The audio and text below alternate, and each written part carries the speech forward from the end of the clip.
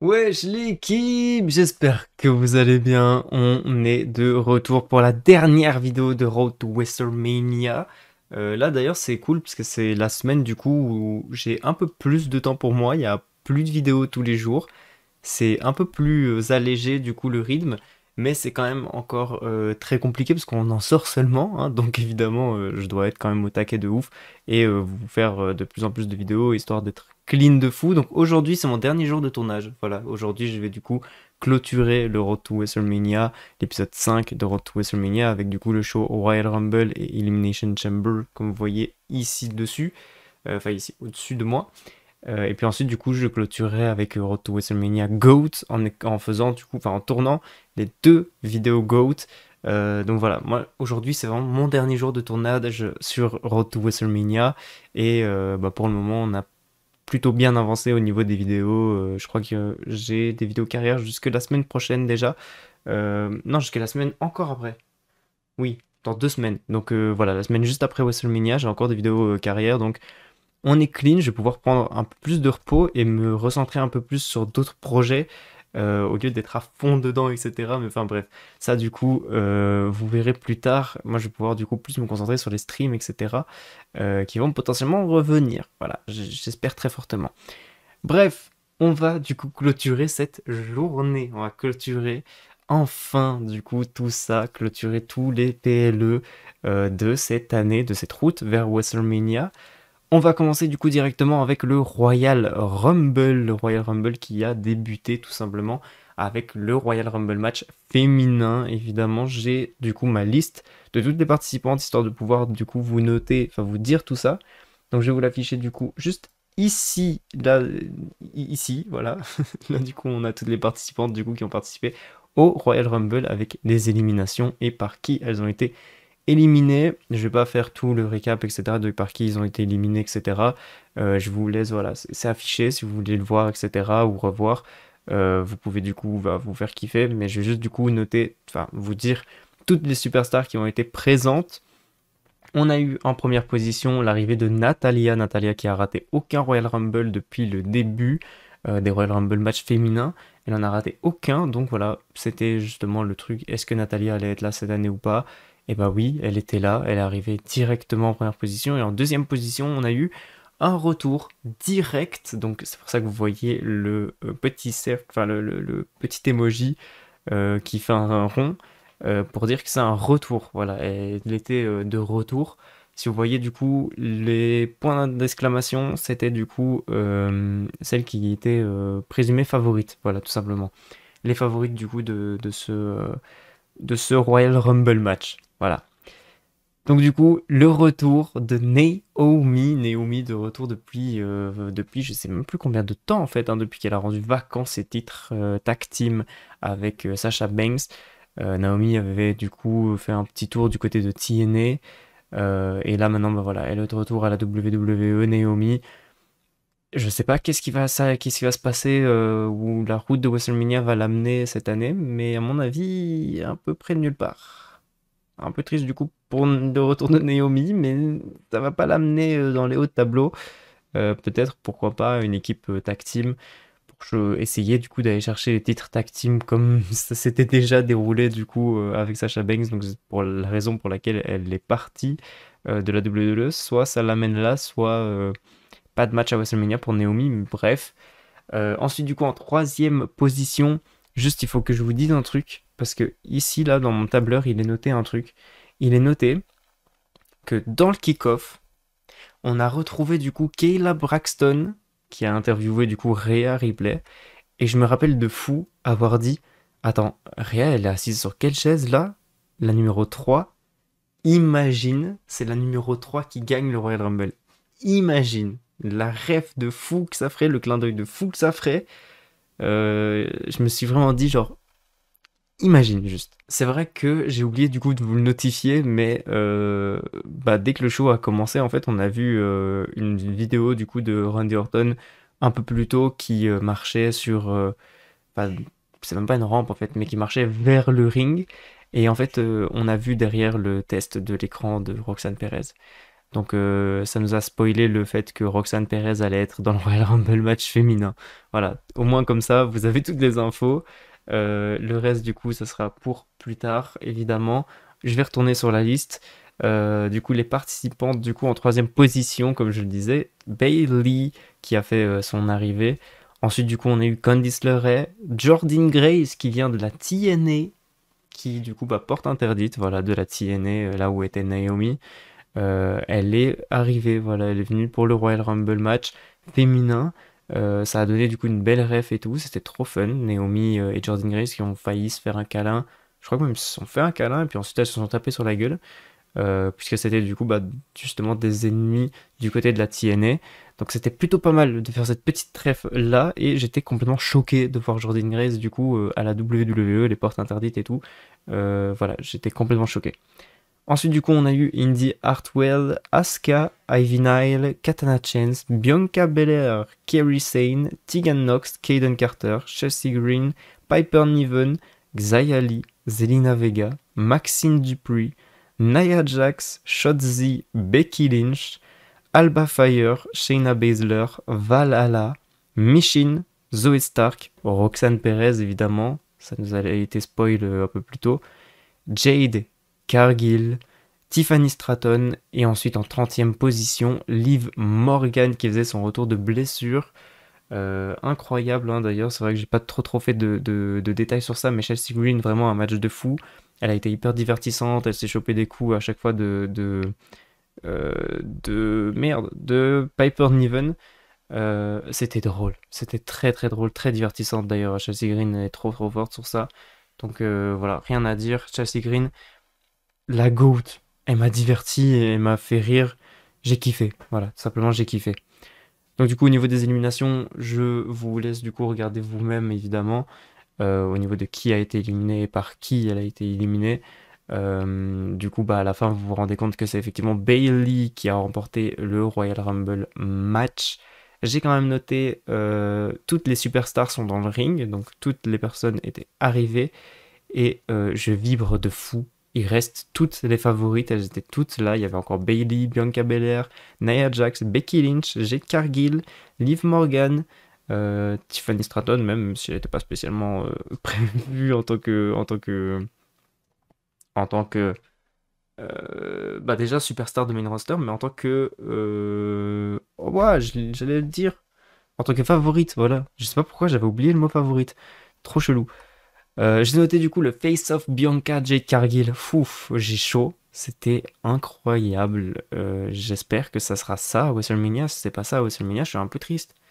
J'ai envie de voir le Bianca Belair Jade Cargill à WrestleMania. C'est horrible de pas la voir.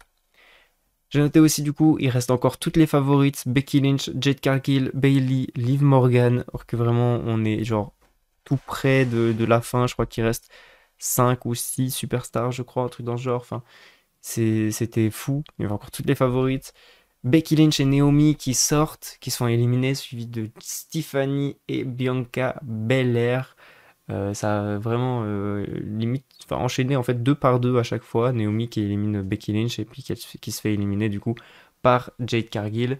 Et ensuite du coup Tiffany Stratton qui est éliminée du coup par Bianca Belair en soi. J'ai noté quoi moi?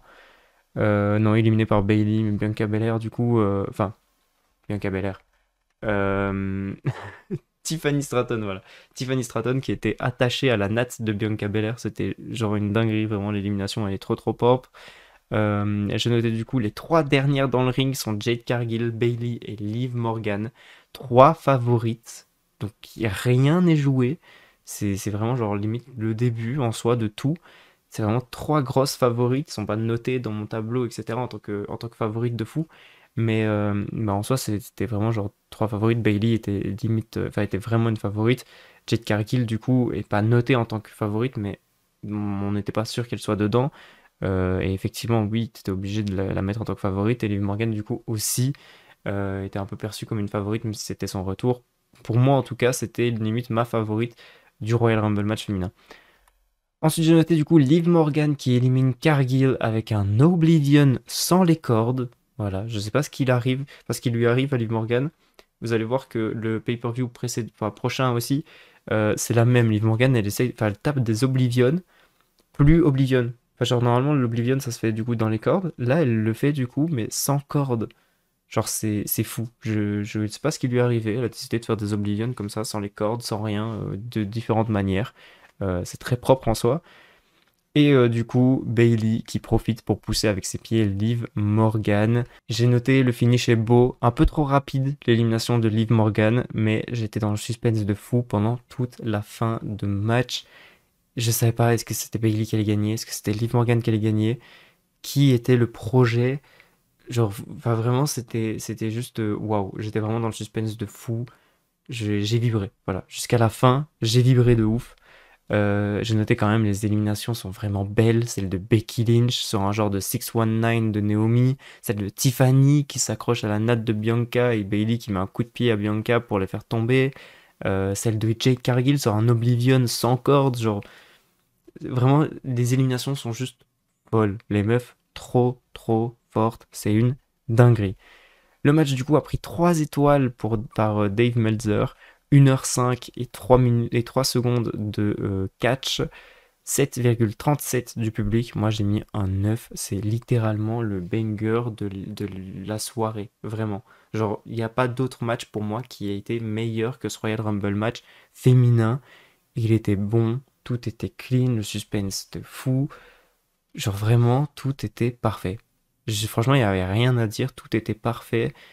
En même temps, genre, je suis, je suis un fan de Liv Morgan. Là, Liv Morgan n'a pas gagné. J'aurais pu être aigri et dire c'est de la merde parce que Liv Morgan elle se fait éliminer comme une merde par Bailey. J'aurais pu être aigri, mais en fait pas du tout. Genre, je trouve que Liv Morgan a été, mais genre, portrait hyper forte. Elle élimine Jade Cargill quand même, hein. Elle a des éliminations quand même, Liv Morgan. Elle élimine qui d'autre? Zoe Stark. Et c'est quand même genre une meuf bien mise en avant. Elle perd simplement juste parce que bah Bailey la pousse enfin, dans son dos, tu vois, le temps. Enfin, elle a même pas le temps de récupérer, juste elle porte en Oblivion à Jade Cargill en l'éliminant et elle se fait pousser directement. Donc franchement, elle est portée hyper forte dans ce match. Et donc j'aime trop, voilà, j'aime beaucoup trop ce délire d'avoir une Liv Morgan quand même reconstruite forte, parce que c'est vrai que ça fait quelques temps où, voilà quoi, c'est un projet mais qu'à moitié, et la blessure du coup n'a pas aidé non plus, on va pas se mentir. Donc voilà, donc en soi j'avais raison, Rhea Ripley elle était positionnée sur le siège 3, et c'est du coup la troisième participante qui a gagné, Bailey. Incroyable, voilà, juste rien à dire sur ça, juste c'est incroyable, voilà. Je vais du coup vous désafficher ceci. On va passer du coup à Roman Reigns contre Randy Orton, contre AJ Styles, contre LA Knight. Du coup, on a une défense de titre de Roman Reigns pour le titre Undisputed Title. Qu'est-ce que j'ai du coup noté? Ah, j'étais pas sur le bon tableur. J'ai fait avancer le mauvais tableur. C'était pas voulu. Ok. J'ai noté du coup, bon, on sait tous que Roman va conserver, aucun suspense, mais bon, voilà, on est quand même là à regarder. J'ai encore mal écrit, c'est pas grave si j'écris mal, si vous voyez des fautes d'orthographe, etc. J'écris souvent sous la fatigue, donc voilà, là j'écris les toires. Je voulais dire vraiment je voulais écrire les trois, mais j'écris les toires. Mais vous inquiétez pas, voilà, c'est normal, c'est juste mon endroit de notes. Voilà, je suis juste là pour prendre des notes, c'est tout. Bah, du coup, j'ai écrit genre j'étais encore trop fatigué hein, quand j'ai écrit. Mais donc les trois se lient contre Roman Reigns avant que AJ Styles du coup s'attaque à LA Knight. Grosse rivalité du coup entre les deux qui venait de se faire. AJ Styles qui n'était pas contente que LA Knight était pas content du coup que LA Knight marche sur son chemin en soi. Je crois que c'est plus ou moins ça la rivalité en gros. Je vous avoue que je m'en fous un peu de cette rivalité AJ Styles et LA Knight. Mais je crois que du coup c'est ce délire là, les mecs se frappent à 24 depuis que AJ Styles a fait son retour pour du coup venir aider les deux, en fait, venir aider Randy Orton et LA Knight, je crois. Ensuite, bah, il a attaqué directement LA Knight. Donc, comme de quoi, LA Knight était dans son viseur depuis le début, de toute façon. Donc voilà, AJ Styles commence à attaquer du coup LA Knight. Roman, pendant le match, va prendre le finisher de tout le monde. Voilà, vraiment tout le monde. BFT de LA Knight, mais c'est Styles qui dégage. Styles Clash de AJ, mais Knight dégage. RKO de Orton, mais Solo Sikoa vient tirer le pied de l'arbitre. C'est vraiment genre, il s'est pris tous les finishers, les mecs, et à chaque fois il y avait quelqu'un du coup pour venir l'aider en fait, pour venir dégager le tombé.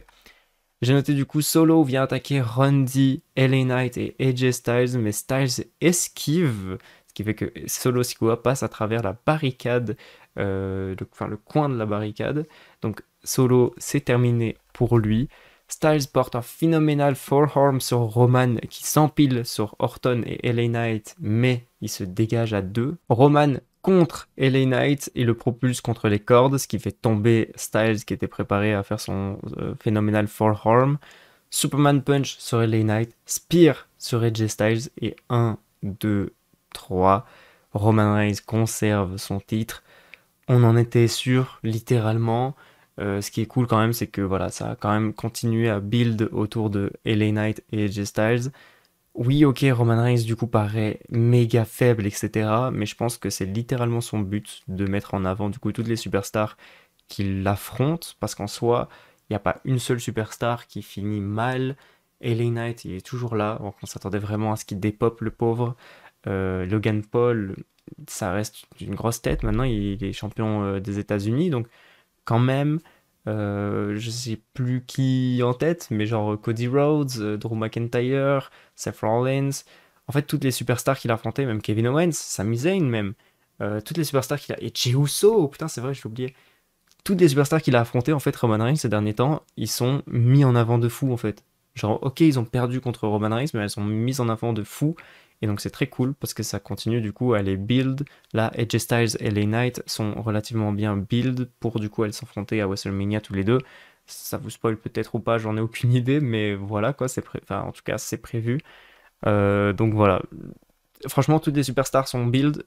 Randy Orton, il a son chemin en tant que match pour le titre US. Donc voilà, franchement ils ont tous leur chemin, or que bah ils se sont fait exploser du coup par Roman Reigns. En tout cas, ils ont sorti H24, enfin tous les 4, tous les 3 du coup, sont sortis hyper forts quand même de ce match-ci, même s'ils ont perdu. Donc c'est plutôt cool. 3 étoiles aussi pour Dave Meltzer, ça veut dire que pour lui, ce match-là, pareil que le Royal Rumble féminin, 19 minutes 29, les gens ont mis une note de 5, 60, j'ai mis une note de 7, j'ai été quand même un peu plus gentil. C'est vrai qu'au début, la première fois que je l'ai vu, je me suis dit, fou, lent comme match.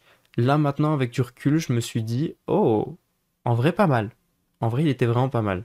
On n'avait pas spécialement le temps de faire un banger, de faire un gros match de 30 minutes. En même temps, il est en plein milieu de la carte, donc voilà, Roman Reigns déjà en plein milieu de la carte, c'est très compliqué, on va pas se mentir. Très bizarre de voir ça. Donc franchement, non, je crois que c'était cool, c'était clean. 7, c'est parfait. Voilà. C'était au bon moment pour respirer du Royal Rumble qu'on venait d'avoir. Franchement, c'était bien mis. Ensuite, du coup, on a enchaîné avec Logan Paul qui défendait son titre des États-Unis contre Kevin Owens. Qu'est-ce que j'ai noté du coup de ce match-là? J'ai mis bon match jusqu'à ce qu'un pote de Logan essaye de donner le point américain à Logan Paul. La sécu le bloque avant même qu'il s'approche du ring, mais Wheeler et Theory arrivent pour choper le point et le donner à Logan. C'est Owens du coup au final qui va prendre le point américain et qui va frapper Logan Paul avec. L'arbitre crame Owens et le disqualifie. Voilà. Pas de match, disqualification. Logan Paul conserve son titre par disqualification. À la fin du match, du coup, Owens attaque Logan. J'ai noté, c'est sûrement pas fini entre les deux. Et effectivement, là, bah, je peux vous spoiler. Effectivement, c'est pas fini. Ça sera du coup Kevin Owens contre Logan Paul contre Randy Orton à WrestleMania pour le titre des États-Unis. Donc voilà, en soi, ça continue un peu le storytelling. Maintenant, c'était pas spécialement obligatoire. Je sais pas, en fait, ça me frustre. Ça me frustre de fou, en fait. Logan Paul, ça fait 3, 4 matchs, je crois, où tout tourne autour de ce point américain. Ça y est, ça devient fou, là, j'en peux plus. Je vous jure, j'en peux plus. Donc voilà. À voir, du coup, si Logan Paul va continuer. À mon avis, à WrestleMania, il va certainement perdre Enfin, il va certainement perdre. J'allais dire encore une fois, parce que oui, effectivement, il a perdu aussi face à Seth Rollins l'an dernier. Mais, euh, mais en vrai, oui, je crois qu'en vrai, Logan Paul va perdre son titre à WrestleMania. Ça sera quand même cool, voilà, on sera tous contents. Ou en vrai, peut-être pas en soi. Peut-être qu'il va conserver et qu'il va battre Randy Orton et Kevin Owens en soi. Qui sait? Personne ne sait. Le match, du coup, a pris 3 étoiles et demi par Dave Meltzer. Ça veut dire que Dave Meltzer a préféré ce match-là au match de Roman Reigns, au Royal Rumble match féminin. Je vous jure que Dave, là, sur le Royal Rumble, il n'a pas été objectif. Je vais pas vous mentir, il a été nul. Il a vraiment été nul, là. Là, sur les notes, c'est pas logique. Parce que quand tu regardes la note du public, non, non, non, non, non, non. 14 minutes de catch, le match prend une note du coup du public de 6,46 par rapport du coup au Royal Rumble féminin qui prend 7,37. Euh, c'est mieux. Pour Dave Meltzer, c'est mieux, or que le public vraiment il met un point d'écart quoi. Donc ouais, pas sûr. Pas sûr. Je pense que Dave Meltzer, il a un problème avec les meufs. Il aime pas les meufs, en fait. Il aime pas le catch féminin, je crois, Dave Meltzer. Du coup, il met des notes pourries à chaque fois au match féminin. Alors que vraiment, genre, c'est les meilleurs matchs. Je vais pas vous mytho. Quand tu compares à chaque fois les deux, j'en avais déjà parlé, hein, je l'ai déjà dit. Moi, souvent, quand il y a des matchs spécifiques comme ça, je préfère de fou le match féminin plutôt que le match masculin. Et en soi, ça va se confirmer encore dans cette vidéo. Le Royal Rumble match, juste après l'Elimination Chamber, on verra ça plus tard, mais voilà, à chaque fois, pour moi, les meufs, limite, sont au-dessus. Après, c'est vrai que, bon, le Survivor War Games, là, les mecs étaient au-dessus que le War Games féminin. Mais franchement, la plupart du temps, genre vraiment, je préfère le côté... Enfin, je préfère tous les matchs spécifiques comme ça, je les préfère féminins. C'est fou, mais genre vraiment, je pense que l'an dernier, c'était pareil. Quand c'est Cody Rhodes, du coup, qui a gagné le Royal Rumble, je pense que j'ai préféré le Royal Rumble match féminin, où c'est Rhea Ripley qui gagne. Genre vraiment, je sais pas, j'ai toujours ce truc.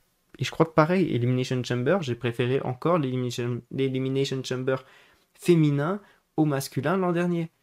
Je sais même plus c'est qui a gagné l'Elimination Chamber masculin l'an dernier, mais je sais même plus. En vrai, je pourrais vous le dire. Qui a gagné l'an dernier? C'est Austin Theory. Voilà. Austin Theory qui a conservé son titre des États-Unis, je crois, par rapport du coup à Asuka qui avait gagné. Ouais, bon, en fait, je crois que les deux étaient un peu claqués. Mais je crois que j'ai quand même préféré le féminin. Enfin bref, c'est pas le sujet en tout cas de la vidéo là maintenant. Mais voilà, en tout cas, le public a du coup bah, moins aimé ce match-là que le match, du coup, enfin que le Royal Rumble, le match féminin, ce qui est logique. Mais Dave Meltzer, lui, il préfère. Pour lui, c'est mieux. Pour lui, c'était un peu mieux quand même que le Royal Rumble. Bref, moi j'ai mis du coup une note de 5 sur ce match-là. Genre, en fait, c'est surtout le final qui me frustre et qui me saoule en fait. C'est vraiment le fait que bah il se fait disqualifier quoi.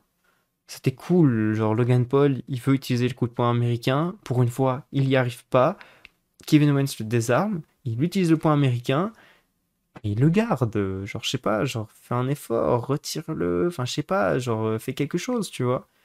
Genre, à la limite, vraiment, Austin Theory serait venu interrompre, du coup, genre, il aurait disqualifié, du coup, Logan Paul en soi, donc victoire de Kevin Owens par disqualification. En vrai, ça aurait été la même. Ça aurait été même mieux. Genre là, vraiment, le fait qu'il se fasse disqualifier parce que l'arbitre voit qu'il a un point américain, ça m'a frustré. Voilà, ça m'a frustré, ça m'a saoulé. J'ai mis une note de 5. Voilà, ça a perdu des points à cause de ça. C'était peut-être un 6, voire un 7, comme le public, en fait, un peu moyen. Mais là, en fait, non, le finish m'amène au 5. Voilà. Le match est bien, hein, mais le final, non. Le final, c'est non. Ensuite, du coup, on passe au Royal Rumble match masculin. Et donc là, je vais vous afficher les participants au Royal Rumble match masculin juste ici, du coup. Alors, qu'est-ce que j'ai noté? Oui, ok, j'ai noté par après, évidemment. Je vais d'abord vous citer, du coup, tous les participants. Et puis ensuite, je vous parlerai de mes notes. Donc, dans les participants, du coup, en premier arrivant, on a eu Jay Uso et en deuxième, Jimmy Uso. Alors, en vrai, c'était bien, c'était incroyable, le booking parfait. Mais vraiment, genre, là, si tu veux garder le fait que c'est de l'aléatoire un peu dans le Royal Rumble, vu qu'on a vu du coup Jimmy Uso tirer au sort son numéro en plus dans le SmackDown juste avant, si tu veux garder ce truc de c'est aléatoire, ça marche pas. Là, ça marche pas. Faites exprès, c'est Jey Uso contre Jimmy Uso dès le début. Faites exprès. Donc, c'est vrai que là, au niveau aléatoire, ça fonctionne plus trop. On a là un peu. Tu te fous de notre gueule, là, c'est pas possible. Mais en soi, c'était vraiment genre le meilleur moyen de commencer ce Royal Rumble match en fait. J'avais pas pensé à ça, mais vraiment pour moi, C'était un oui. C'était un oui. Littéralement, c'était cool. Frère contre frère, ils se sont plus croisés depuis que Jay est parti du coup du côté de Raw. Ils se sont plus croisés depuis. Là, c'était le meilleur moment. Voilà. Il y a toutes les superstars de tous les rosters. Let's go. C'était le meilleur moment pour les faire se rencontrer. Et en plus de ça, les amener en tant que premier et deuxième. Donc amener vraiment en mode, il n'y a personne d'autre sur le ring à part nous deux. On règle nos comptes à ce moment-là. C'était juste parfait. Voilà. J'ai vraiment adoré de fou. Pour moi, c'était la meilleure chose à faire en fait dans ce début de Royal Rumble. Ensuite, du coup, on a eu Grayson Waller, qui d'ailleurs s'est lié avec Jimmy Uso et qui a dit ouais, la Bloodline, je reconnais le chef de tribu. Ensuite, du coup, on a eu un retour surprise. C'est vrai, pourquoi j'ai pas noté le retour, moi, du coup, à ce moment-là? J'ai pas mis. Non, j'ai pas décidé de mettre les petites émotes à côté des retours, moi. Mais du coup, Andrade est de retour. Andrade a fait son retour, du coup, après quelques piges à la l'AEW. Il est de retour à la WWE, à mon avis, pour être aux côtés de sa copine Charlotte Flair, à mon avis, surtout pour ça. Un peu comme le fait Shawn Spears. Ty Dillinger, voilà, j'avais plus son nom d'avant. Ty Dillinger, Perfect Ten, qui avait quitté la WWE, qui avait fait quelques piges dans le circuit indépendant. Là maintenant, il est de retour à NXT pour pouvoir être plus proche de sa famille, rester en Floride H24 et du coup ne pas devoir être dans les trajets, etc. tout le temps. Donc voilà, là c'était un peu pareil à mon avis, je crois. Andrade il est juste revenu histoire d'être avec sa copine et donc histoire de pouvoir partager en tout cas plus de moments. Parce que si Charlotte Flair elle est sur les routes, que Andrade il est sur les routes, voilà, c'est un peu plus compliqué du coup de tenir une vie de couple à ce moment-là. Donc là, à mon avis, c'est ce qui s'est passé. Andrade est revenu justement pour être aux côtés de sa copine. Voilà. Ensuite, du coup, on a eu l'arrivée de Carmelo Hayes, Shinsuke Nakamura, Santos Escobar, Karrion Kross, Dominic Mysterio, Carlito, Bobby Lashley, Ludwig Kaiser, Austin Theory, Finn Balor, Cody Rhodes en 15e position, si je dis pas de conneries. Bronson Reed, Kofi Kingston, Gunther, Ivar, Bron Breakker, Omas, Pat McAfee. Pat McAfee, ça n'avait aucune utilité de le faire rentrer. On aurait pu faire rentrer n'importe qui d'autre, mais bon. Voilà, on a grillé une carte pour rien. Voilà, puisqu'en fait, il va s'éliminer tout seul. Il y aura juste un face-à-face Bron Breakker Omas dans le ring. Donc il va se dire je m'élimine tout seul. Voilà, je me barre. Littéralement, je me casse. Donc voilà, Pat McAfee, aucune utilité de l'avoir amené, on aurait pu utiliser n'importe qui d'autre, mais bon voilà, c'est cool, on va dire. Ça nous rappelle un peu comme l'an dernier où on avait Michelle McCool qui était rentrée du public. Voilà, elle était dans le public avec ses enfants, et ensuite sa musique a retenti, donc elle est rentrée dans le Royal Rumble. Ça fait un peu penser à la même chose du coup. Mais bon.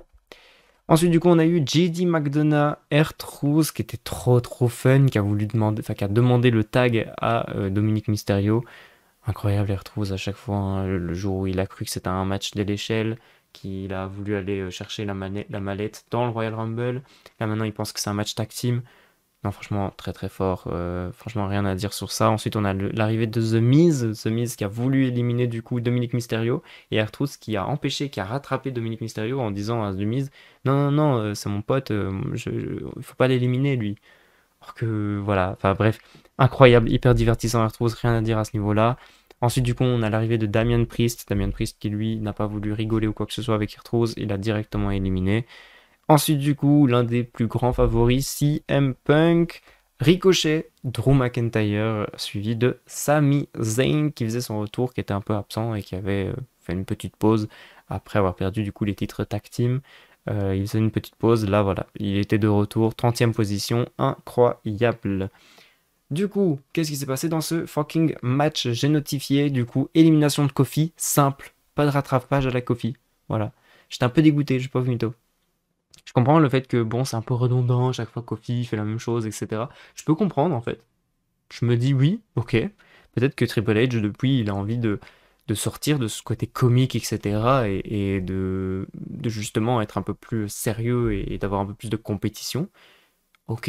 Maintenant, tu nous as quand même fait le spot avec R-Truth qui était drôle. Est-ce que est-ce que c'est vraiment vrai ou voilà, je sais pas du tout. J'ai notifié du coup aussi Braun Breaker a tout niqué. Voilà, c'est vraiment l'homme fort du match. Il a éliminé le mec Si on regarde du coup là sur le côté, il a éliminé qui? Il a éliminé Omos, il a éliminé Ivar, Finn Balor, Jimmy Uso. Genre vraiment, il est venu éliminer des gros catcheurs. Donc vraiment, l'homme fort du match, Braun Breaker. Rien à dire sur ça. J'ai mis le match est trop carré. On est 6, on se bat. Élimination de 2. On est 4, on se bat. Élimination de 2. Genre, c'est trop carré. Genre, c'est vraiment genre. Les mecs, ils se font des matchs en fait. Genre, c'était un six-man. Puis on a retiré deux personnes. C'était un Fatal 4-Way. Puis on a retiré deux personnes et c'est devenu un match 1 contre 1. Genre, c'était trop carré, vraiment. Genre, les éliminations s'enchaînent beaucoup trop rapidement. C'est horrible. On a du coup l'élimination de Damian Priest et de Sami Zayn qui s'enchaînent directement. Ensuite, on a l'élimination de Drew McIntyre. Puis, quelques minutes après, alors que ça faisait des heures et des heures que genre, Gunther et Cody Rhodes, ils étaient en train de se faire des prises de soumission cheloues. Enfin, genre, vraiment, ça faisait des heures où ils attendaient juste et qu'ils laissaient Drew McIntyre frapper CM Punk, c'est tout. Et ben là, du coup, Drew McIntyre est sorti, hop là, Gunther qui sort. Genre, c'était. Non, c'était trop, vraiment. Genre, à chaque fois, tout s'enchaînait comme ça. C'était vraiment deux par deux à chaque fois. C'était un peu chiant, on va pas se mentir. C'était un peu chiant à ce niveau-là. J'ai notifié, du coup, ça devient un match 1v1, plus un Royal Rumble là. Et j'ai même chronométré le temps que ça a pris. J'ai notifié, ils font aucun effort pour éliminer l'autre. Ils sont juste lents et perdent du temps pour rien, vraiment. Genre le nombre de fois où CM Punk il met Cody Rhodes de l'autre côté des cordes et en fait s'arrête et il laisse Cody Rhodes rentrer. Enfin genre, il y a aucun effort, il y a aucune envie en fait d'éliminer l'autre. C'est horrible, c'est fade, lent, chiant. Genre c'est, il y a pas un moment où tu te dis, oula, attention, Cody Rhodes il va sortir. Non, vraiment juste il passe au-dessus des cordes et puis ensuite il tombe comme ça sur le ring et il roule dans le ring, c'est tout. C'est, enfin, non, vraiment, il y a aucune envie, aucune. Non, c'est juste chiant. J'ai notifié du coup 8 minutes 01 en 1v1. Ça veut dire les mecs, ils ont des matchs. Genre le match, il est aussi long que dans le Wargames Santos Escobar Dragon Lee. Or que c'est un Royal Rumble. Et ils prennent plus de temps à s'éliminer que Santos Escobar et Dragon Lee. Enfin, non, franchement, c'est horrible, c'est lent, c'est pas un match 1v1, c'est un putain de Royal Rumble. Le but, c'est pas de mettre KO ton adversaire et de faire le tomber. Le but, c'est juste de l'éjecter. C'est juste de le faire tomber, en fait. Tout simplement, il a besoin d'être KO pour tomber. Genre, fais-le juste tomber, point. Genre, c'est complètement inutile. Les mecs, ils essayent juste de se porter leur finisher. Des go to sleep par là, des crossroads, des Cody cutters. Genre, ah, pourquoi? Pourquoi? Tu t'as juste le putain de pousser. Bailey, elle a juste poussé Liv Morgan avec ses pieds, elle a gagné. Point, c'est tout. Il n'y a pas besoin de plus. Genre, enfin, je sais pas, ça m'a saoulé. Ça m'a juste vraiment saoulé. J'ai noté c'est nul, long, lent, pour aucune raison. Non, vraiment, c'était horrible.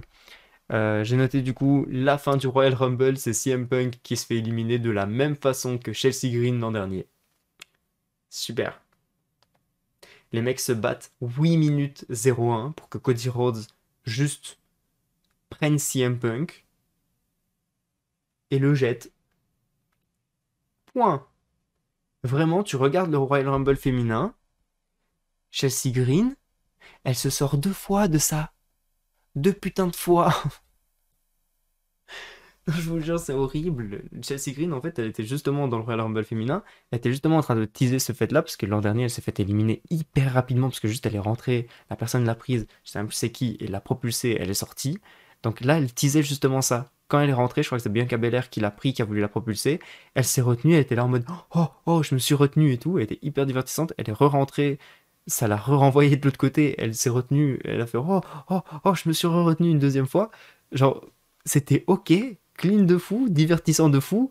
Maintenant, si tu me fais un match aussi long que tu me fais un match de 8 minutes 01 pour qu'en fait tu sois même pas KO, c'est juste genre vraiment il voulait porter un go to sleep, ça a été contré par Cody Rhodes, il l'a jeté. Ok, je peux comprendre, il y a la fatigue, etc. Les mecs du coup sont de plus en plus fatigués parce que ça fait quand même 8 minutes qu'ils sont en train de se taper en 1v1 et en plus avant, bah, ils ont chopé des millions de coups, etc. Donc ok, il y a cette fatigue, etc. Mais si c'était possible de l'éliminer juste en le propulsant, pourquoi tu lui portais des crossroads? Pourquoi tu portais des Cody Cutters? Pourquoi vous étiez en train de vous frapper? Il y avait juste à se propulser, c'est tout. C'était ça le but en fait. Le but du Royal Rumble, c'est de projeter ton adversaire au-dessus de la troisième corde et que ses deux pieds touchent le sol. C'est ça le but de Royal Rumble, pas de mettre KO ton adversaire pour qu'il dise I quit. C'est pas ça le but. Faut juste le propulser. Point. Alors t'arrêtes de faire un match de 8 minutes 1v1 à essayer de mettre l'autre KO, y a pas de pin, ça sert à rien. Je vous jure, non, ça m'a saoulé. Je vous jure que ce Royal Rumble match, il m'a juste saoulé. C'était long, c'était chiant, et en plus, c'était long, or que pas vraiment. C'est ça qui est fou. C'est que même pas. Bon, Dave Meltzer, on demande même plus son avis. Il est, non, il est pas objectif. Il a mis 4 étoiles, un quart, le mec, sur. Le mec, vraiment, genre, il manque juste 3 quarts d'étoiles pour que ça soit un 5 étoiles pour lui. Le public a mis une note de 5,75.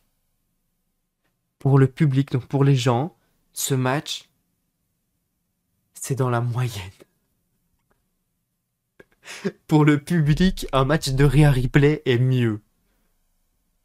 Dave Meltzer, il a mis 4 étoiles, un quart. Et genre, je vous jure que ce mec est bourré. Ce mec a regardé le Royal Rumble à l'envers. Les notes sont à l'envers, en fait. Parce que vraiment, pour moi, tu le mets à l'envers. 4 étoiles, un quart pour le Royal Rumble féminin, c'est ok. 3 étoiles et demie pour le match Roman Reigns, Randy Orton, etc., etc. C'est ok. 3 étoiles pour les deux autres, bon ok, je peux encore valider. Là, dans ce sens-là, non. Je suis désolé. Les matchs, pour lui, c'est de mieux en mieux, or que pour nous, c'est de pire en pire, vraiment. Genre, je ne comprends pas comment c'est possible qu'ils mettent 4 étoiles, un quart à ce match. Et donc, comme je vous disais, c'était pas si long que ça, parce qu'en fait, ça dure 1h08 et 11 secondes. Ça veut dire qu'en fait, à 1h, ils étaient plus que 2. Or que, ben, les filles, à 1h05, bah, on va peut-être dire, allez, bah, ouais, quelques secondes avant 1h05, elles étaient encore 3. Donc ça veut dire que les mecs ont été limite plus rapides pour s'éliminer si tu retires le 1v1 à la fin. C'est-à-dire le match a été bah, du coup légèrement plus long que les femmes. Genre vraiment une question de 7, 8 minutes, donc 3, ouais, 3 minutes, c'est tout. 3 minutes de plus. Et pourtant ça a duré une éternité. Ça a duré une éternité de fou. Et je vibrais plus. Vraiment, je vibrais plus, j'arrivais plus à vibrer, c'était plus possible en fait. Soit c'était Cody Rhodes, soit c'était CM Punk. Ah ok, c'était tout. Genre vraiment, enfin, oh, c'était horrible. Vraiment, en plus, c'est deux babyface, c'est deux mecs qui les gens ont envie de voir gagner en fait. Donc, il y a même pas vraiment de rivalité, il y a même pas d'un groupe qui va dire Let's go Cody Rhodes ou un groupe qui va dire Let's go CM Punk. En fait, tout le monde est en mode Let's go Cody Rhodes, let's go CM Punk. Tout le monde est un peu en mode allez-y les deux. Donc c'est horrible, juste non, non, la fin de ce match, vraiment le booking est nul et chiant. T'aurais fait en sorte que CM Punk, même si en vrai ça fonctionne pas parce que c'est Cody Rhodes qui élimine du coup Gunther, mais CM Punk élimine Gunther, Cody Rhodes du coup l'élimine rapidement, comme ça s'est passé en fait du côté des féminins, que Liv Morgan du coup elle se fasse éliminer hyper rapidement, elle reste forte, y a pas de long match etc. où on est en mode qu'est-ce qui va se passer. Non, c'est clean, et même parce que ça aurait pu se faire, t'aurais pu faire un Liv Morgan Bailey long de 8 minutes, ça aurait fonctionné, il y aurait eu des gens qui auraient été en mode full Liv Morgan et des gens full en mode Bailey, ça aurait fonctionné. Là, en fait, là, les deux étaient, enfin, tout le public était pour CM Punk et pour Cody Rhodes. Donc techniquement, peu importe le vainqueur, tout le monde est content. Donc ça n'a aucune utilité de faire 8 minutes de tout le monde est content, hein. Je vois pas. Vraiment, enfin, pour moi, vraiment, c'est le pire match de l'année. Il est super long, il est nul, c'est chiant. Sur ces... Oh, non, vraiment, c'est horrible. J'ai mis une note de 4 pour ce match-là. Je regarderai plus. Je regarderai plus jamais ce match. Je l'ai vu une fois. J'avais pas trop envie de le re-regarder. J'ai été obligé de le re-regarder, du coup, pour vous mettre des notes et pour vous faire, du coup, cette review de ce show. Franchement, je le fais plus. Plus jamais je regarde ce match. Plus jamais, même s'il devient gratuit sur YouTube, je le regarde pas. C'est mort. Je préfère regarder tous les autres Royal Rumble, mais pas celui-là. Vraiment pas celui-là. C'était... Non, non. C'est un non. C'est nul. En plus, ça n'a aucune utilité. Gunther qui se fait éliminer par Cody Rhodes. Enfin, genre, ça n'amène même pas un plan par rapport à Gunther. Gunther, au final, il va affronter Sami Zayn qui s'est fait éliminer de toute façon par Drew McIntyre. Donc vraiment, il n'y a rien à voir. Enfin, genre, ça construit rien du tout. Ce Royal Rumble ne construit littéralement rien. Il n'y a pas une seule personne qui vient en mode tu m'as éliminé du Royal Rumble, je t'en veux, et donc ça part sur une rivalité. Non, personne. Tout le monde est là en mode toi tu m'as éliminé, oh, c'est cool, on est content. C'est tout, il y a vraiment rien. Genre, Drew McIntyre, il a même pas la haine. Enfin, si, il a la haine contre CM Punk, mais de toute façon, CM Punk est blessé. Gunther n'a même pas la haine contre Cody Rhodes. Damian Priest, enfin, Sami Zayn, Damian Priest, bon, bah, il y avait déjà un petit truc autour, mais en soi, ça change rien. Enfin, non, vraiment, il y a rien. Même Jey Uso, il se fait éliminer par Gunther. Jimmy Uso, il se fait éliminer par Braun Breaker. Donc en soi, il y a même pas, même avec les frères Uso, il y a rien. Le match ne construit rien, littéralement. L'utilité, aucune. Aucune. Regardez un 1v1 Cody Rhodes CM Punk. Or que CM Punk est blessé en plus. C'est tout. Aucune utilité. Vraiment aucune utilité. Le match, enfin, le show du coup a duré 3h56 et 27 secondes. Il y a eu 2h46 de catch et 43 secondes d'ailleurs. Les gens ont mis une note de 5,87. J'ai été un peu plus gentil, j'ai mis une note de 7. Parce qu'il y a quand même du coup le banger féminin. Il y a quand même du coup un bon match du côté de, enfin pour le titre Undisputed. Et il y a quand même du coup un match moyen du côté de Logan Paul, Kevin Owens. La fin est dommage, mais le match du coup est très bon. Donc en soi, c'est encore clean. Voilà, c'est clean de fou. Si je dois vous recommander un match, le Royal Rumble féminin, foncez. C'est juste incroyable. En même temps, j'aime trop Liv Morgan, donc j'ai pop lorsque j'ai appris que c'était elle la 30e. Je voulais qu'elle soit là, donc j'ai vraiment vibré à chaque fois. Chaque entrée, j'ai vibré sur le fait que ça soit peut-être Liv Morgan ou pas. Donc là, en 30e position, j'avais limite plus aucune. Enfin, je m'étais dit non, c'est bon, ça va être n'importe qui, ça sera pas Liv Morgan. Et là, ça a été Liv Morgan, j'ai vibré de fou, j'ai pop. Mais non, franchement, le match féminin, incroyable. Je vous montre, enfin, je vous dis vraiment, allez voir. Je vous le recommande, allez voir ce match. Il était vraiment fou, incroyable. Les blancs que se prend Bailey par Asuka et tout, genre vraiment, non, non, tout est joli. Tout est joli dans ce Royal Rumble. Allez le voir. Roman Reigns, Randy Rhodes, AJ Styles et LA Knight, bon, c'est une défense de titre banale de Roman Reigns, peut-être la moins bonne défense de titre de Roman Reigns. En même temps, ils sont 4, donc c'est un peu logique. Mais ouais, souvent les matchs 1v1 sont vraiment très très bons. Là, le problème, c'est qu'ils sont 4, hein, donc c'est plus compliqué du coup de mettre en avant son adversaire et de faire du coup du Roman Reigns.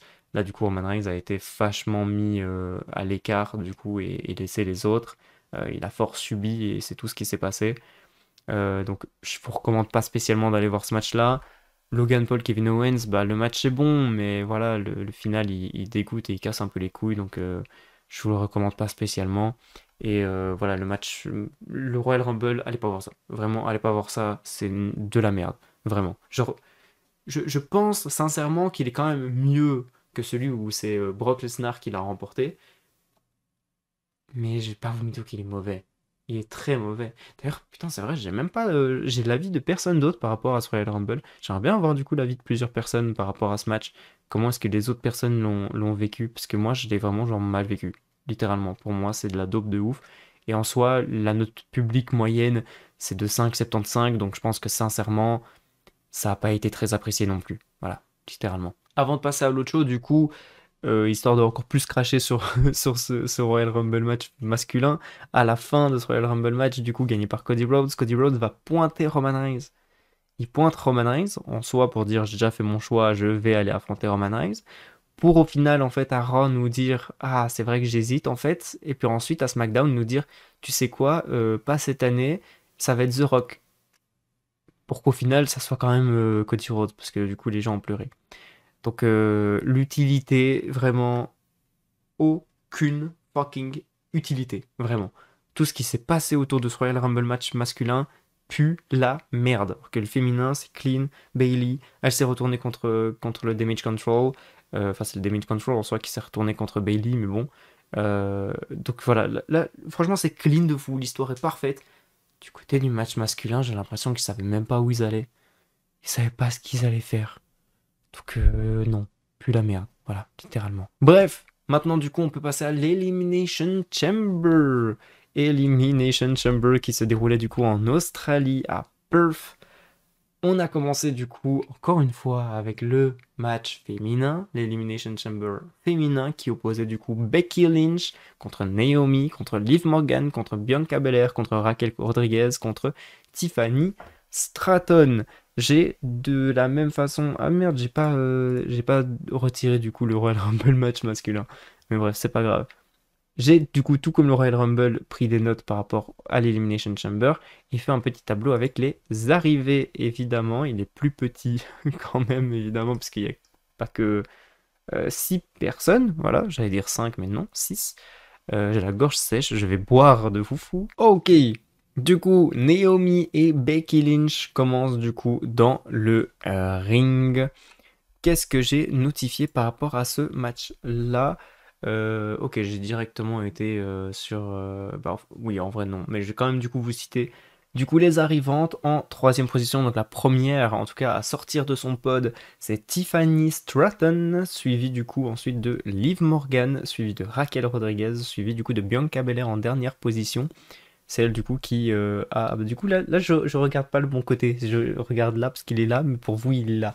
Donc dommage, pour le Royal Rumble c'était parfait, mais pour l'Elimination Chamber non. Donc voilà, en gros, comment ça s'est passé au niveau des entrées.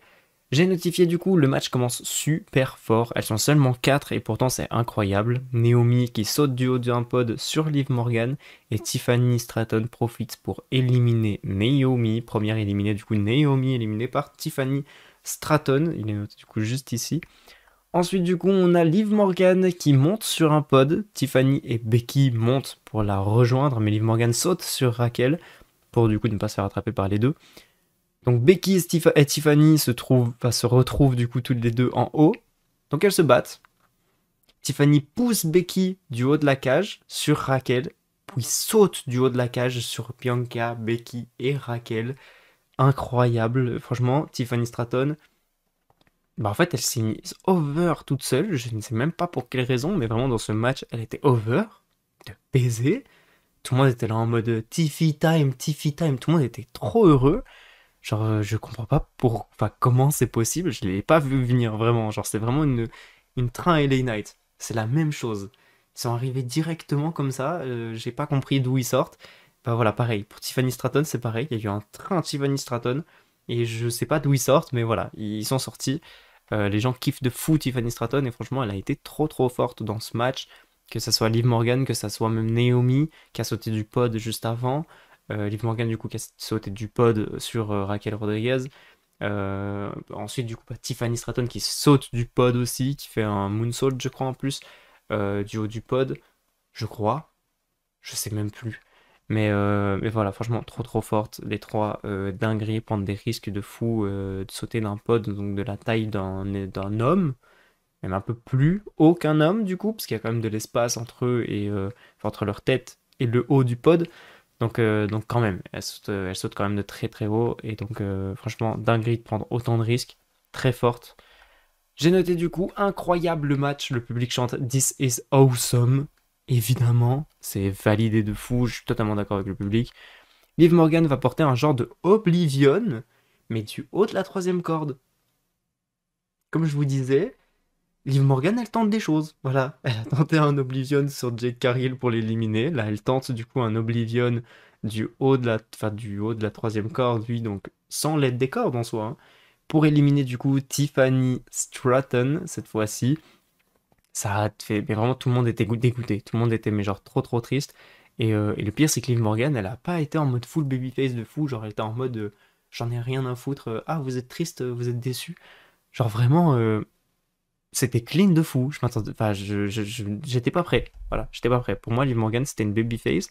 Et en fait, je vois qu'en fait, elle se retrouve un peu dans ce mix de deux, où elle est entre le babyface et le heel, en fait. Elle est vraiment dans le mix un peu des deux, où elle sait pas trop trop, enfin, pas qu'elle sait pas trop trop, mais qu'elle est dans le fait que je suis pas méchante, mais en même temps, je suis pas spécialement si gentil que ça, tu vois.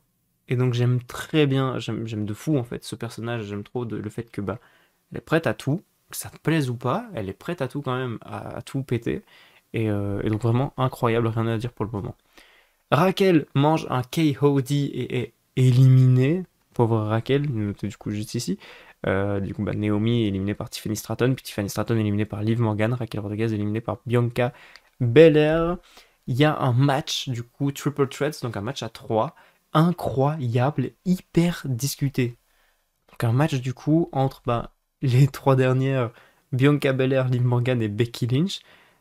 C'est vraiment hyper disputé. C'est déjà trois énormes catcheuses, hein. Déjà, Becky Lynch, énorme catcheuse, on la connaît évidemment. Bianca Belair, énorme catcheuse, on commence à la connaître maintenant, hein. Et Liv Morgan, pas tellement de backup derrière elle, elle a juste un titre pas très long, enfin un règne pas très long. Donc c'est peut-être en soi l'underdog de ce match, enfin entre les trois là en tout cas. Mais franchement, ça match trop trop bien, c'était incroyable, tout était trop parfait, genre j'ai vraiment adoré. Genre c'était un peu long en soi. Je crois que entre l'élimination du coup de Raquel Rodriguez et l'élimination du coup d'après, c'est vraiment genre de très longues minutes qui vont passer. Et c'était trop bien. C'était incroyable. J'ai adoré ce 3 contre, enfin ce triple threat, ce match à 3. J'ai adoré, j'allais dire 3 contre 3, mais pas du tout. Ce match à 3, genre j'ai adoré, j'ai kiffé ma race, c'était trop trop bien. J'ai noté du coup, Liv va briller de fou en rencontrant un KOD.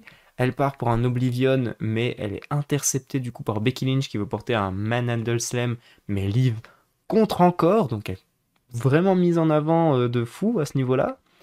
Bianca va vouloir du coup porter son KOD sur Becky, mais c'est contré et Liv Morgan arrive par derrière avec un roll-up sur Bianca. 1, 2 et 3. Liv Morgan élimine Bianca Belair, ce qui l'amène à 2 éliminations. Contrairement à du coup Tiffany Stratton qui en a une et Bianca Belair qui en a une. Becky Lynch en a 0. Donc vraiment, c'est elle qui a le record du coup d'élimination en soi. Impossible du coup de faire mieux, hein, évidemment. Becky Lynch, si elle fait une élimination, elle en aura qu'une. Donc Liv Morgan, du coup, en a 2. Donc elle est au-dessus, record d'élimination du coup de cette Elimination Chamber ci cette année. Mais Liv Morgan, juste en se relevant à peine du coup du tombé sur Bianca Belair, Becky Lynch l'accueille avec un Manhandle Slam et 1, 2 et 3. Becky gagne le match. J'ai noté du coup un peu rapide le finish. J'avais un peu la haine quand je l'ai vu la première fois.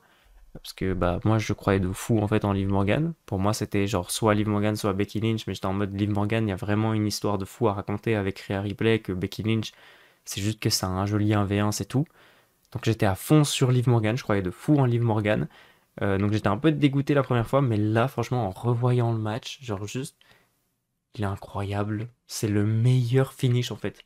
Genre ça fait briller de fou Liv Morgan. Elle a 2 éliminations, donc record d'élimination comme je le disais du coup juste avant. Et en plus de ça, elle se fait éliminer en fait en se faisant prendre en traître en soi. Elle venait juste à peine de faire le tomber.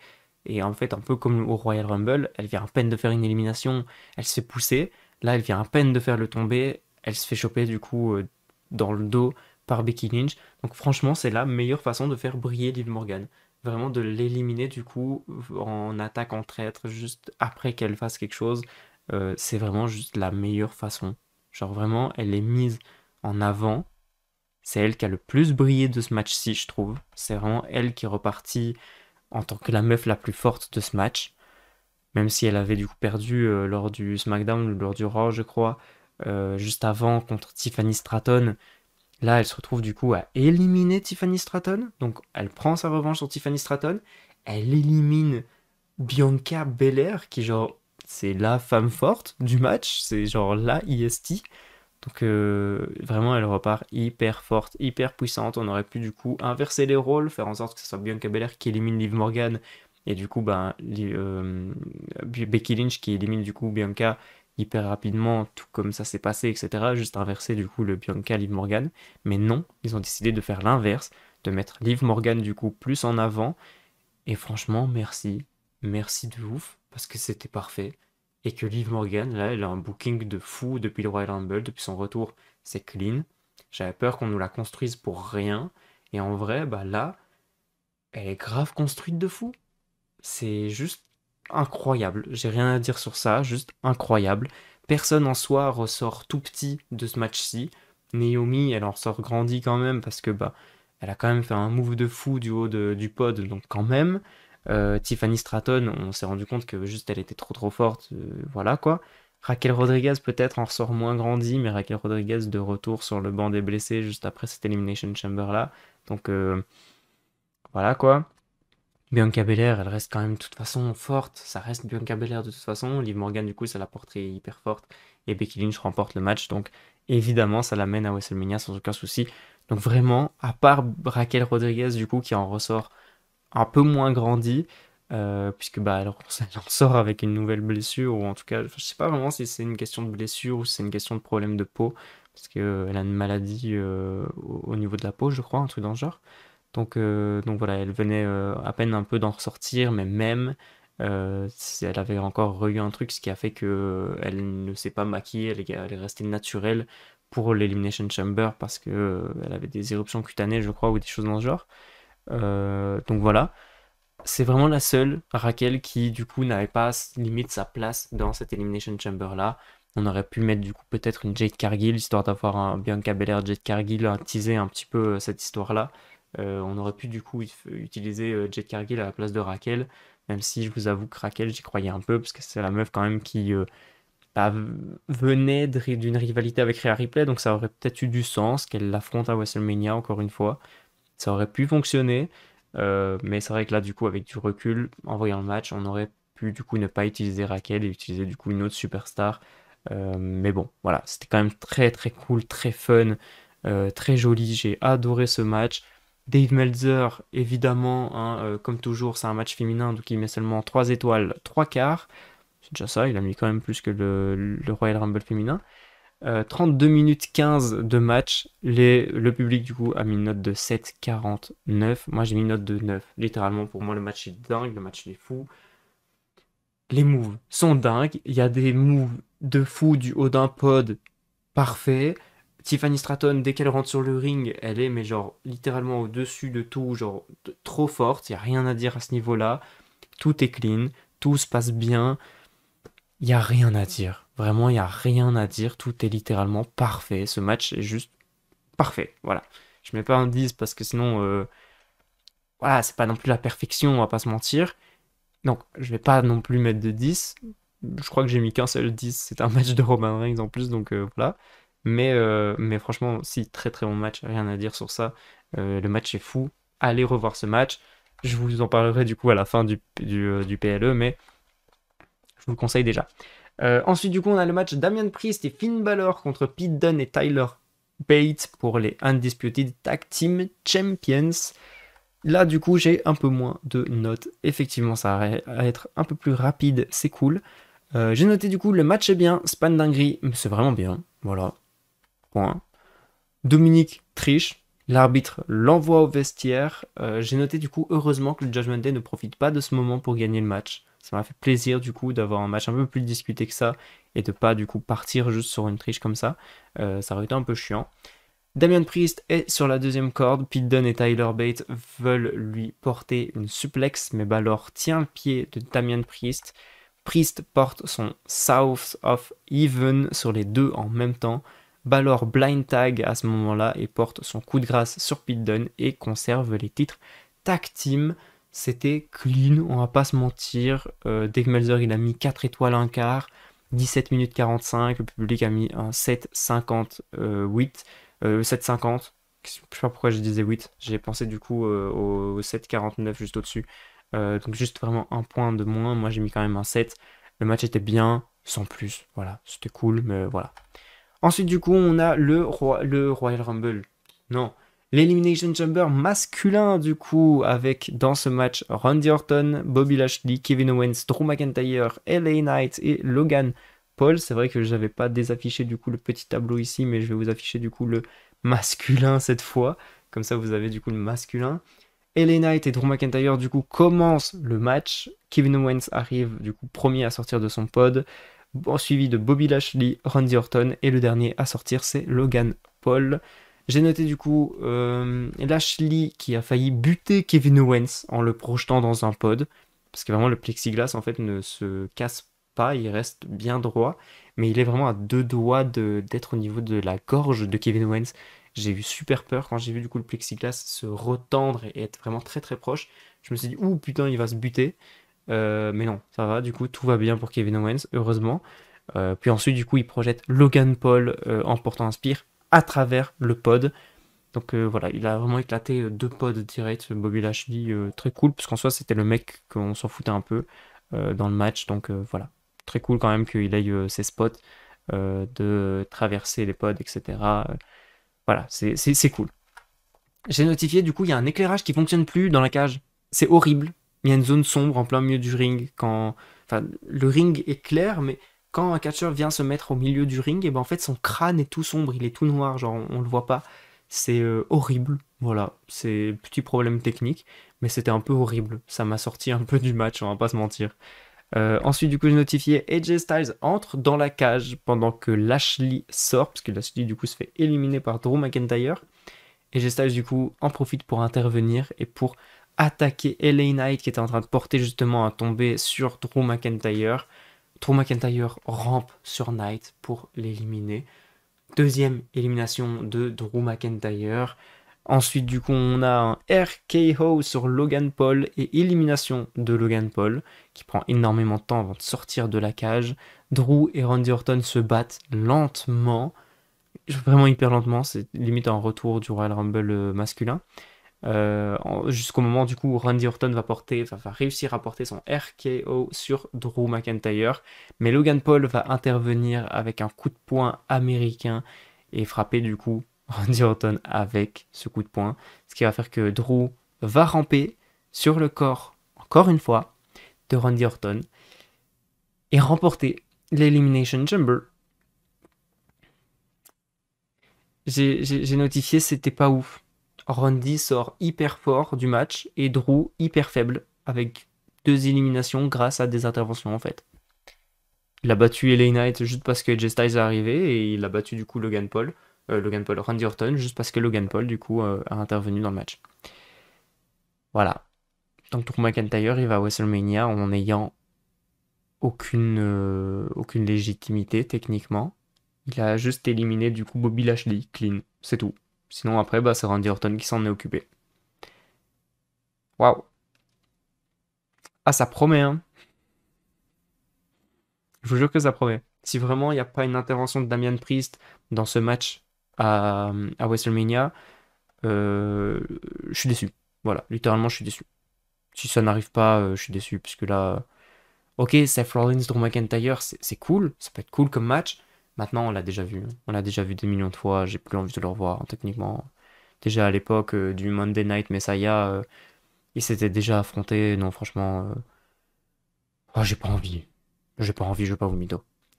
Bref, ce match en tout cas a pris du coup 4 étoiles, un quart, tout pareil que du coup le match tag team, donc beaucoup mieux que le match Elimination Chamber féminin.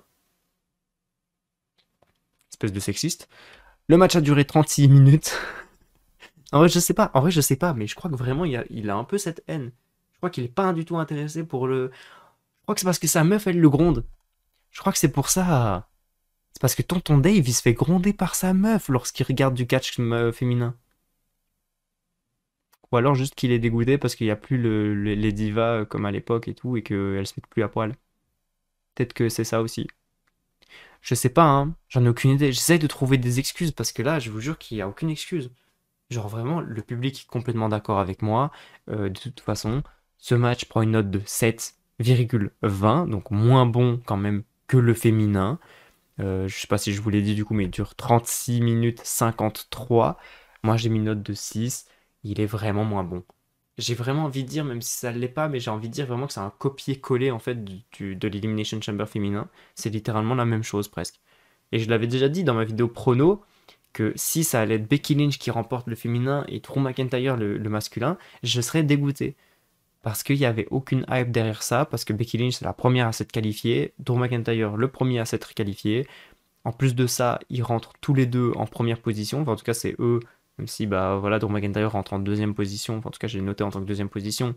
C'est lui qui commence le match. Becky Lynch, c'est elle qui commence le match. Voilà. Ils commencent tous les deux. Et au final, ils gagnent tous les deux. Ils ont été qualifiés en même temps, enfin tous les deux en premier. En fait, c'est pareil, les mêmes. Ça saoule.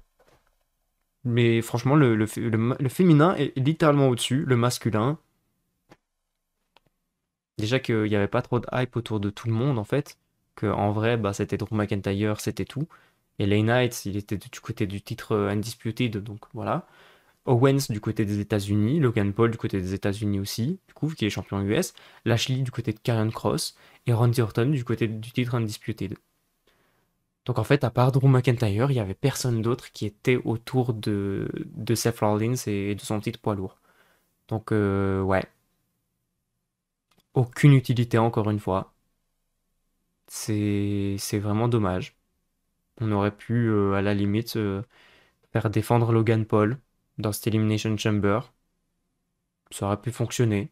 Ça aurait été la même chose, techniquement. Genre vraiment, je vois pas l'utilité. C'est ça le problème, c'est qu'il y a vraiment aucune utilité derrière le Royal Rumble masculin et le Elimination Chamber masculin. Il n'y a aucune utilité derrière ces deux matchs-là. Voilà. C'est pour ça que ça prend des notes nulles. Aucune utilité, c'est pas spécialement ouf, il n'y a pas spécialement de gros moves, personne ne monte sur un pod. Alors que Logan Paul, il aurait pu le faire, Logan Paul, il aurait pu sauter d'un pod. Non, non, il n'y a rien. Donc voilà, le féminin au-dessus, littéralement, genre, beaucoup plus de catch, beaucoup plus de beauté, genre, beaucoup plus de suspense. Il est au-dessus dans tout, voilà. Et on termine du coup, je vais cacher évidemment ce Elimination Chamber, et on termine du coup avec le Rhea Ripley contre Nia Jax en main event. C'est un peu risqué, on va pas se mentir. Je l'ai noté du coup juste après. J'ai mis quel pop pour Rhea, c'est incroyable. Mais c'est vraiment risqué de ouf de faire main eventer Rhea Ripley. Surtout du coup avec les matchs pas ouf qu'elle a sortis cette année. Ces matchs sont plutôt nuls. On avait déjà fait le récap, etc. En fait, dans presque toutes les vidéos, hein, mes vidéos limite tournent autour de Rhea Ripley parce que bah, c'est un peu elle la GOAT, on va dire, de cette année. L'une des meilleures catcheuses en fait de cette année, c'est vraiment Rhea Ripley. Et en fait, on fait à chaque fois le récap. Ces matchs sont vraiment pas dingues. Voilà, c'est à chaque fois en dessous de tout. C'est à chaque fois les moins bons matchs de la soirée. Enfin, voilà, c'est un peu compliqué pour Rhea Ripley, en tout cas, de faire un gros match. Donc là, la faire main eventer, heureusement qu'elle était chez elle et qu'il y avait une pop de dingue sur elle, parce que le match, encore une fois, il reste moyen. Il reste moyen. Mais effectivement, non, l'Elimination Chamber match était encore plus nul que ce match-là. Donc franchement, c'était clean pour moi. C'était, voilà, ils ont bien choisi, techniquement. Même si, voilà, c'est un peu risqué quand même. J'ai noté du coup, Rhea souffre énormément dans ce début de match. Et puis j'ai noté, je suis content. Je suis content. Parce que Rhea Ripley a commencé à vendre. Putain, elle vend sur le long terme.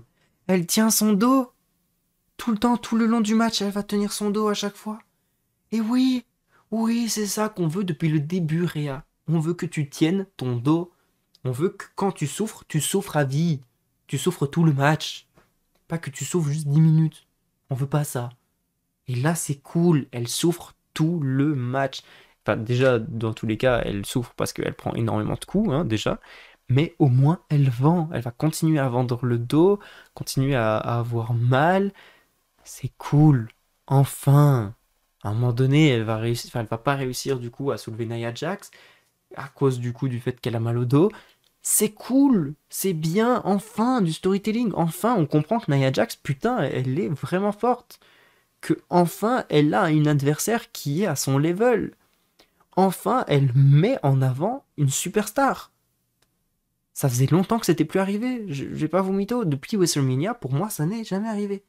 Il n'y a plus eu ça. Elle n'a plus vendu, ne serait-ce qu'une seule fois. Genre vraiment, c'était non. C'était je vends, et puis tout va bien. Hop là, je suis debout, je suis en forme. C'était horrible. Je vais pas vous mytho, c'était horrible à l'époque. Là, ce match-ci, elle l'a géré. C'est cool. On y croit, c'est cool, c'est bien.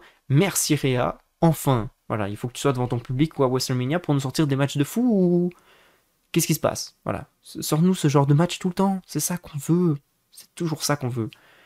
J'ai notifié du coup, Rhea apporte un superplex sur la troisième corde, high kick, riptide, et 1, 2 et 3. Voilà, il n'y a aucune feinte.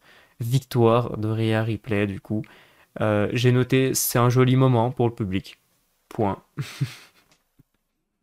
Juste pour le public. Le match, du coup, a pris 3 étoiles. C'est gentil. Très gentil. Pour une fois. 14 minutes de match. 14-25. C'est le match le plus court de la soirée. C'est un peu dommage. C'est le match le moins bien noté quand même. 6,43 par le public.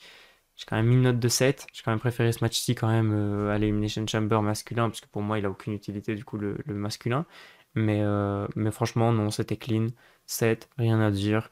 J'aurais quand même peut-être plus terminé sur l'Elimination Chamber du coup féminin, histoire de du coup savoir qui allait affronter Rhea Ripley du coup, et donc j'aurais peut-être mis le Rhea Ripley Nia Jax, puis du coup l'Elimination Chamber féminin, histoire de même peut-être laisser Rhea Ripley aux abords du ring, la laisser près des commentateurs, ou juste qu'elle pose une chaise quelque part, genre devant la cage même, et que juste elle regarde le match. Et je me suis dit, ça aurait été une dinguerie de fou. Genre que Rhea Ripley, après son match, tu sais, genre fatiguée et tout, elle se pose et qu'elle regarde du coup le match. Ça aurait été cool, le public aurait été content de voir encore plus Rhea Ripley, elle aurait du coup resté très longtemps, en tout cas sur la scène, donc on l'aurait vu plus longtemps. Ça aurait été cool pour les gens, et pour nous, ça aurait vraiment amené un gros storytelling, comme de quoi Rhea Ripley, elle est vraiment intéressée par qui est-ce qu'elle va affronter du coup. Donc ça, franchement, pour moi, ça aurait été une dinguerie de faire ça, et ça aurait été la meilleure façon de booker Elimination Chamber. C'est pas ce qu'ils ont fait, parce qu'ils aiment pas de toute façon mettre les meufs en main event, hein, voilà, comme toujours, alors que franchement, vous devriez. Voilà, vous devriez de fou. À chaque fois, c'est le Royal Rumble match masculin qui main event, alors que techniquement, le féminin est 1000 fois mieux. Le féminin est au-dessus de fou, tout le temps. Parce qu'en soi, je reparle encore du Royal Rumble, hein, mais en soi, genre Jordynne Grace, Royal Rumble féminin. Royal Rumble masculin. Le retour d'Andrade, comparable au retour de Naomi. Le reste, aucune autre superstar de fou, hein. Aucune surprise en soi. Donc voilà. Bon. Bref, du coup, c'est la fin de cette Elimination Chamber. Il a duré du coup 3h28 et 8 secondes, 1h41 et 18 secondes de catch. Ça prend une note du coup moyenne de 7, enfin du public de 7,06. Moi j'ai mis une note de 7. Très bonne moyenne. J'aurais peut-être même pu monter à 7,5, mais comme je vous l'ai déjà dit depuis le début, je peux pas mettre de 50 sur Cage Match, qui est là où je vais chercher du coup les notes et toutes les infos d'ailleurs. Donc voilà, donc c'est comme si je notais sur Cage Match. Je le fais plus, je l'ai fait au début, maintenant je le fais plus. Mais voilà, si j'aurais dû noter sur Cage Match, j'aurais pu seulement mettre soit 7, soit 8, et j'aurais mis du coup une note de 7. Pour moi, c'était le compromis parfait pour les deux. Donc du coup, quel a été le meilleur PLE cette année? Évidemment, on va faire un peu le récap de quel a été le meilleur, quel a été du coup le meilleur pour moi, le meilleur pour vous, le meilleur pour les gens, et du coup le meilleur en termes de le plus long d'heures de catch, en tout cas. Au niveau du plus long d'heures de catch, c'est le Royal Rumble évidemment avec 2,46, hein. Je pense que là du coup il n'y a pas vraiment de surprise évidemment, hein, de Royal Rumble match énorme. C'est le seul qui a atteint du coup. Ah non, c'est faux, il y a SummerSlam qui a atteint du coup aussi les 2h de 24 de catch, mais voilà, toujours quand même en dessous. Et c'est tout à fait logique. Il y a quand même deux gros matchs du coup de plus d'une heure. Surtout quand tu as un CM Punk Cody Rhodes qui dure une éternité. Voilà, ça paraît logique. Du coup, PLE qui a été le mieux noté, en tout cas par les gens, je vous en ai parlé du coup dans la dernière vidéo, c'était du coup le Survivor Series War Games avec une note de 8,41. Je vous avais déjà spoil un peu le résultat, mais effectivement, je vous fais un peu le récap en remontant pour que vous voyez du coup la note de tous les autres PLE. Mais ouais, voilà, c'est vraiment celui qui est au-dessus, suivi du coup de Money in the Bank à 7,89. Mais franchement, Survivor Series, c'était le meilleur PLE du coup de cette année. Donc si vous voulez vraiment voir un PLE, allez voir Survivor Series. Même si, bon, ça a été fort influencé, comme je le disais, par le retour de CM Punk à la fin de ce show. Donc voilà. Pour moi, le meilleur PLE, du coup, ça a été. Oula, oula, oula, oula, ouais, je me suis perdu. Ça a été, en fait, c'est à égalité, en fait. C'est Backlash qui, du coup, sont à 8. Donc vraiment, j'ai aucun PLE qui monte à 9, aucun PLE qui est juste très bon et point. Non, j'ai juste Backlash du coup qui est à 8, Money in the Bank qui est à 8 aussi, suivi du coup de Survivor Series War Games qui est à 8 aussi. Voilà. Donc voilà du coup les meilleurs PLE au niveau des ranks, etc. D'ailleurs, si je dois vous donner du coup le moins bon, histoire de, hein, du coup c'est le Royal Rumble à 5,87. C'est ouais, c'est le pire PLE de cette année. 5,87 pour le Royal Rumble. Les gens n'ont pas aimé. Et pour moi, du coup, le pire PLE, du coup, ça a été Crown Jewel, je crois. Oui, Crown Jewel, où j'ai mis une note de 6 pour ce PLE. Puisque pour moi, le Royal Rumble prend une note de 7. Crown Jewel, du coup, ça a vraiment été le pire PLE pour moi. Donc voilà, au moins comme ça vous avez du coup le meilleur et le pire, vous avez tout. C'est la fin, je vais vous terminer du coup d'ailleurs en full calme, voilà, je vais terminer du coup tout ça, ce Road to WrestleMania, parce que c'est la fin de Road to WrestleMania. On se retrouve du coup bientôt avec Road to WrestleMania GOAT, l'épisode des meilleurs matchs et l'épisode du coup des meilleurs superstars. Là, du coup, on va vraiment voir les GOAT de cette année. Mais en tout cas, sur le récap de tout ce qui s'est passé cette année, tous les PLE qui se sont déroulés cette année, c'est terminé. Voilà, c'est la fin.